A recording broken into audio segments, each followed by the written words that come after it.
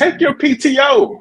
Yes, there's no award for you never took PTO, and if there is, it's not worth the PTO you didn't take.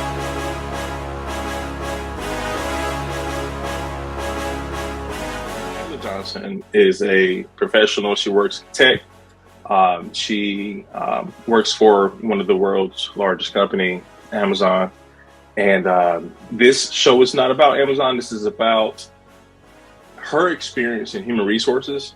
So in today's topic, we're going to speak about mental health resources today, and 3 topics to preserve your mental health in the workplace. And also we're going to talk about understanding the human in human resources. Nyla comes today with 8 years of experience, so she definitely has her own story to tell.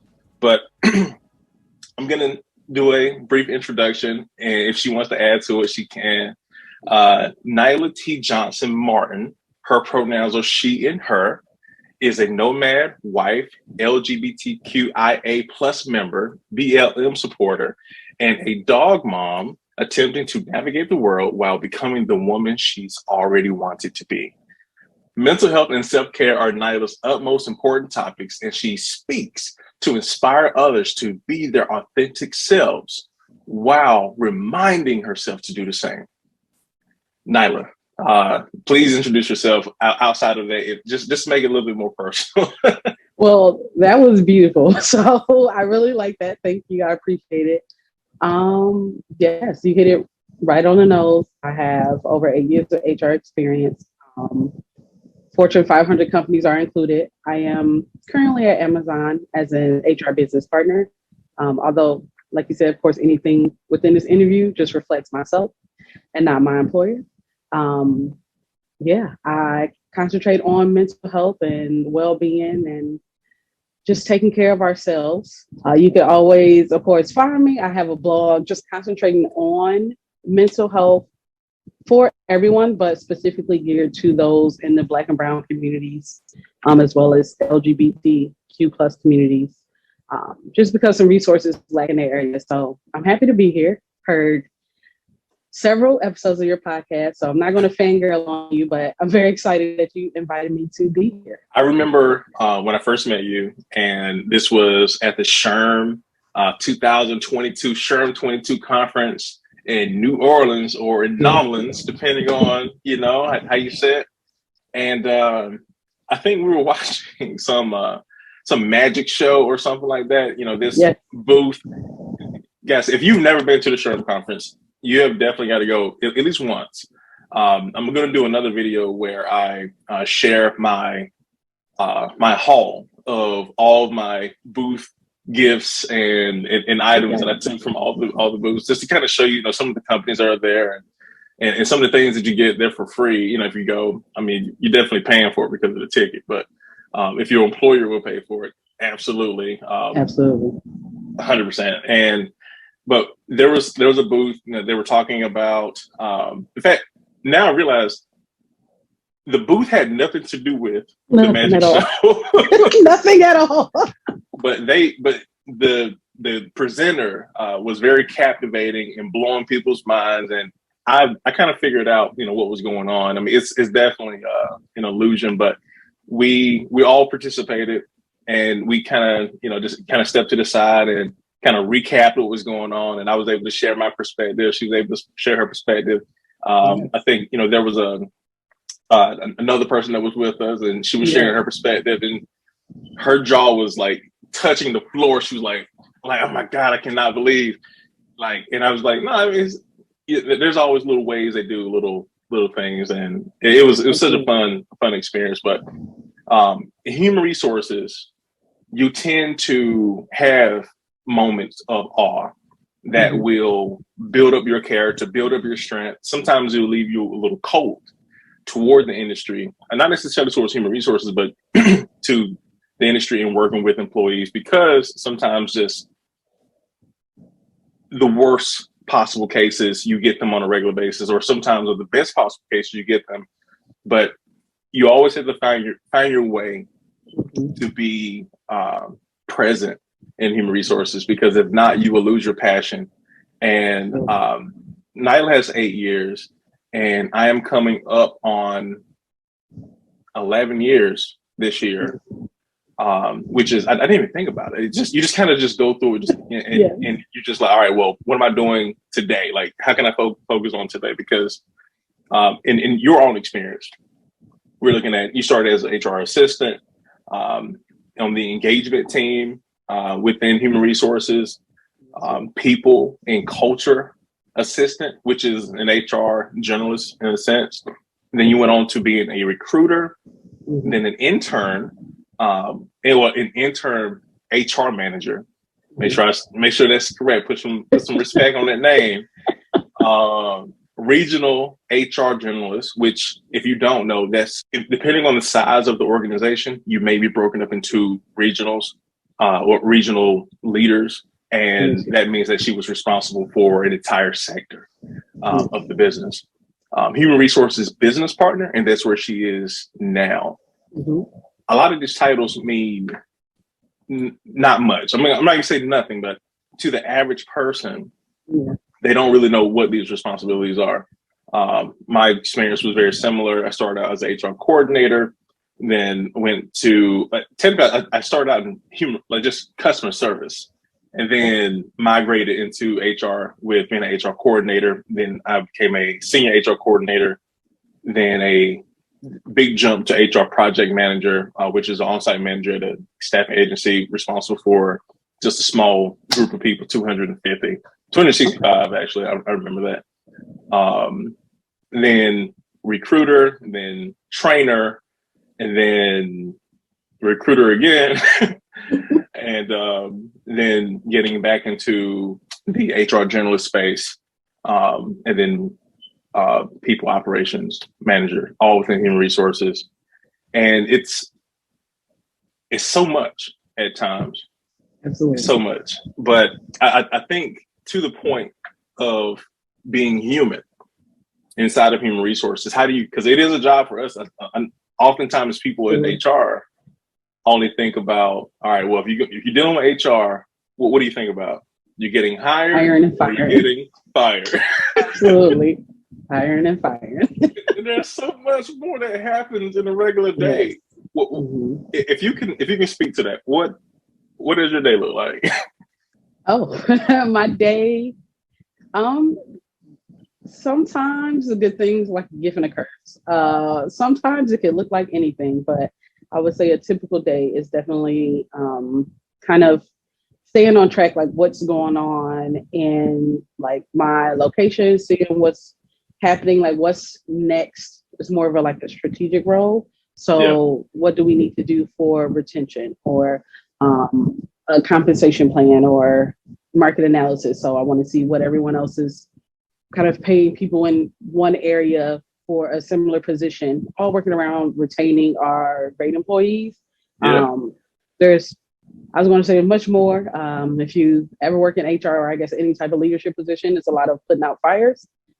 So kind of double-edged sword. I'm also to make sure those fires don't occur, but also put out any current fires, metaphorically speaking, of course. So that is pretty much what my day looked like. So anything could happen from I could have a full admin day full of meetings and strategic planning and learning, or I could have a full day where I'm pretty much walking around the site and trying to be hands-on so people see their HR person to put that human back in human resources instead of, talk to HR and this mythical being that you never see. So trying to balance that, I would say, is a very general synopsis of what I currently do. It's like the Wizard of Oz, like you finally make it there and you realize like, oh, it's a human behind the curtain. Yes. Yeah, I'm an employee too. Exactly. If I don't hit my marks, if I don't hit my performance or whatever the case is, I get the same pink slip as, the next person. And there's no, depending on the company, they may have pink slips, but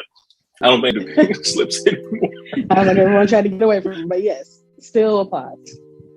So I'm sure wondering minds are probably thinking, where did the Auntie Nyla come from? So speaking of being human and human resources, when I always, my claim to fame or my career is How did you first get management experience? I was an uncle. When you CEO, then you the parent. When you the manager, you get to take them back to their original department, to their original folks who are responsible for them. So I have a few nieces and nephews that I love very much and I care about, and legit, I actually put it on my first job resume as, you know, what type of management experience. I'm an uncle, and I do this and this and this and this. And Nyla, she's an aunt of, I think, like what, triple or double the amount? Like you have like a lot of nieces and nephews that you. Yes. And I hope I don't miscount because they know I love them all as super aunt. But currently I am up to 14 nieces and nephews. So yes, super aunt, and I'm going to send all of them this interview so they know they got an honorable mention. Exactly. Super Aunt Nyla is here today. And you probably don't think, again, that human part of human resources, the person behind the curtain, the person behind that department, especially if you're virtual, the person on the other side of that screen is just like you. They're an uncle, they're an aunt, they're a mom, they're a dad, or whatever the case may be, husband or wife, however the case may be, partner, you know, to their spouse, or brother or sister to whomever they're, you know, brother and sister to. So whoever they are. I think one of those things that people often don't really understand, again, human and human resources, as a recruiter, and so many different hats that an HR person may wear in a day or in a week or in a month's time, but putting on my HR hat, the same process that the candidate is going through, from becoming an applicant to being a candidate to being a new hire. I think oftentimes they don't really understand what's happening on their side. And truth is, almost the same things are happening on our side. It's not just the recruiter that you're speaking to that has all the buy-in or the power to choose. I think ultimately it is on both sides. It's the candidate that has the say so as well if they decide to choose the employer. But I think that, again, just being human and human resources, you also have to understand that getting empathy in that process would help you probably get through it with ease, or at least with less problems than normal. What are some things in your experiences where you've been able to utilize your human nature to get through, or even to help your job and to be more successful? It's kind of embarrassing story, actually. I feel like the first time I really was an authentic, like, human being in a situation, it was so when COVID first started to take over the world in 2020, March 2020. Company I was with, much like a lot of other companies, started to do layoffs. And as the HR person at the time, I had to do layoffs. And I did. Thing about HR is kind of like the magician that we saw. Like, if you're doing it well, people don't see like what's actually happening. They just see the beginning and the end. So on the back end, you know, maybe arguing with other like professionals, like, you don't want to lay off people, you know, pleading my case, didn't win, it's fine. Walking out of meetings a little frustrated because we have to lay off people, and people kind of know it's coming. So start to lay off individuals. And first one, I have the letter in my hand, the severance letter. Is an employee that I talk to often. Like I said, I try to be visual and present with a lot of employees. First person, I talk to them often. I'm trying to put aside like what I know and what we talked about like their personal life and my personal life, and like, okay, just go policy, read the severance letter is just a layoff, and start reading them the layoff. And I just start crying. And he started crying, and now we're both crying because we know this, and I'm trying to save my professional facade, and it's quickly falling apart.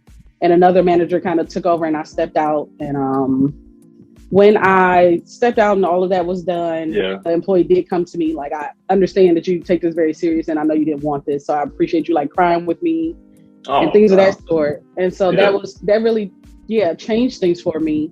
And I thought like my career is over. And then in a meeting with like more managers, it actually took a different turn, and everyone was like, it's natural because you care so much that you would cry and show people that you are human and you're not just spitting policies from a handbook. So, although that's 100%. an extreme case, it's a very extreme case. I think I thought it would hurt me, but it actually helped me to show that vulnerable side that I did care. I didn't want to lay off those people. So, yeah. I think that's amazing. That's amazing, and I think that's what it's about. Is being able to show your human side, your human nature, because we all have it, and it could easily be, you know, us on the other side of that phone, on the other side of that desk or screen.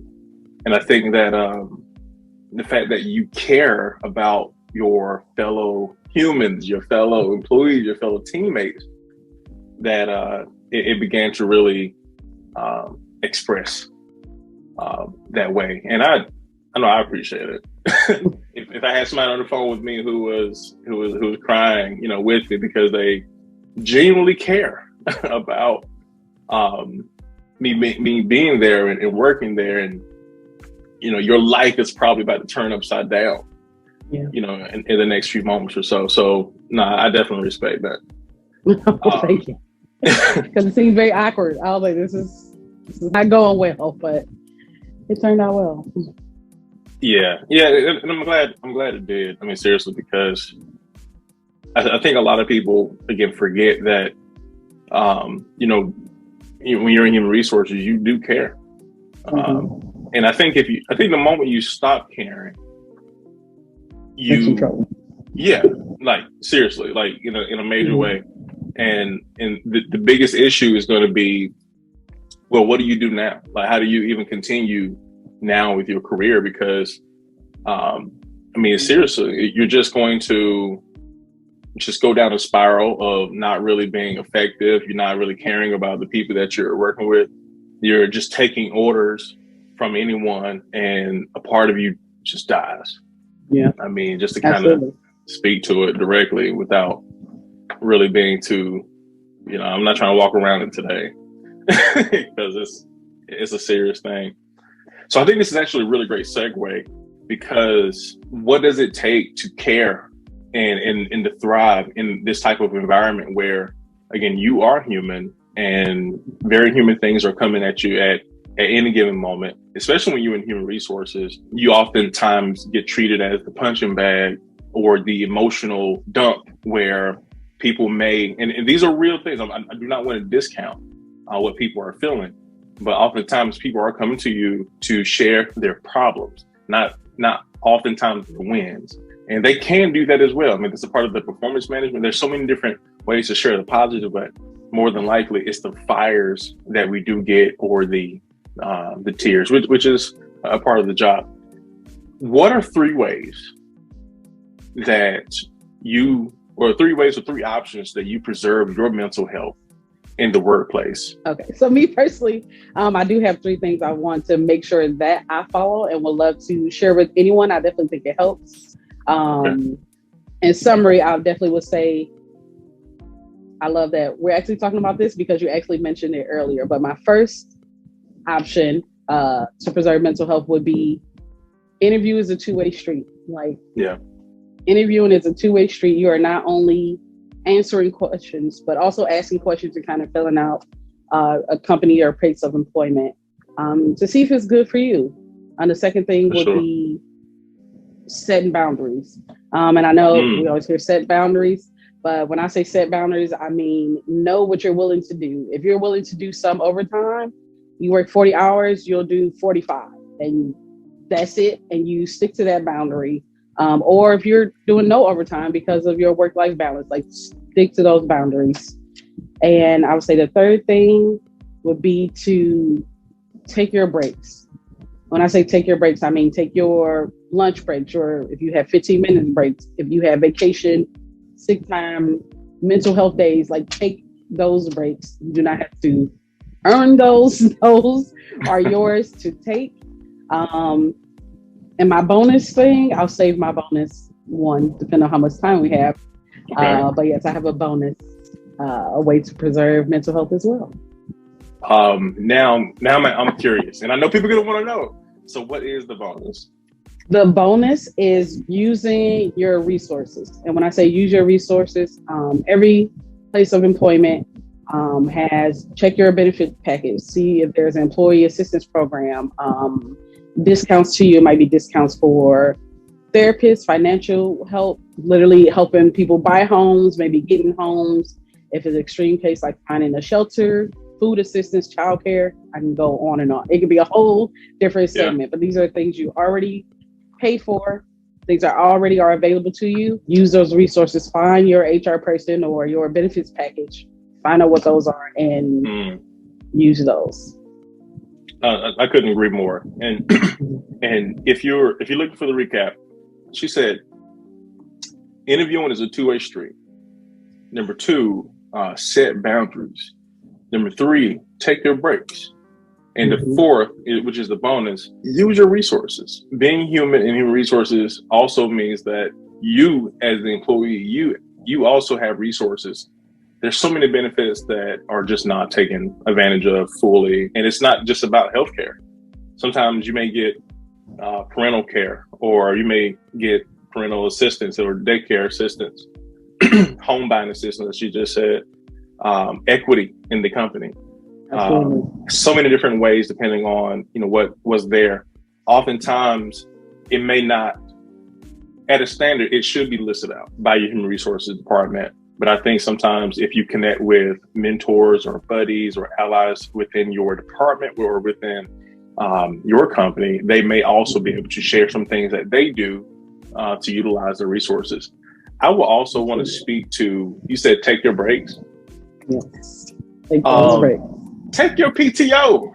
Yes. There's no award for you never took PTO. And if there is, it's not worth the PTO you didn't take.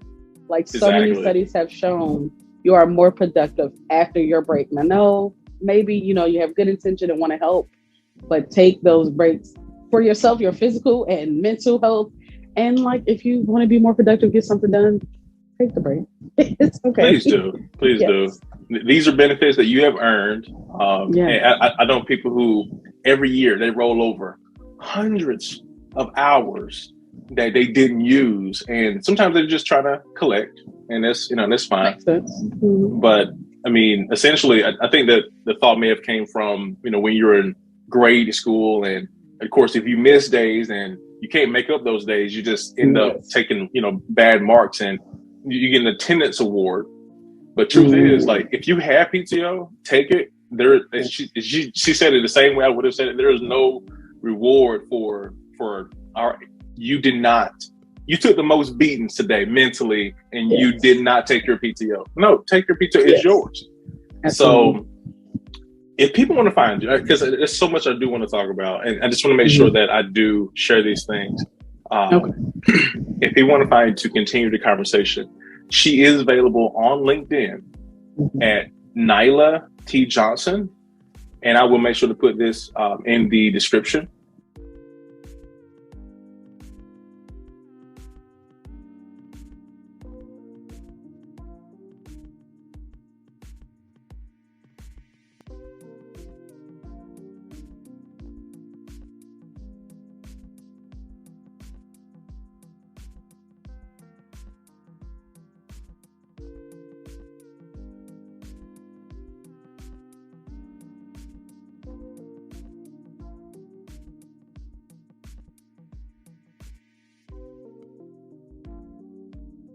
So how are you feeling today? How are you feeling today in your job? How are you feeling today in your life, your home? If it's a little too personal to share, feel free to message me directly. And just to recap that last part, she will be back for part 2, and we are here to do this again. So make sure you feel free to, you can message me, you can message Nyla. In addition to that, know that there are life coaches, there are friends out there. I am not a life coach, and this is not a paid ad to mention Brittany Daniel, but she's a life coach.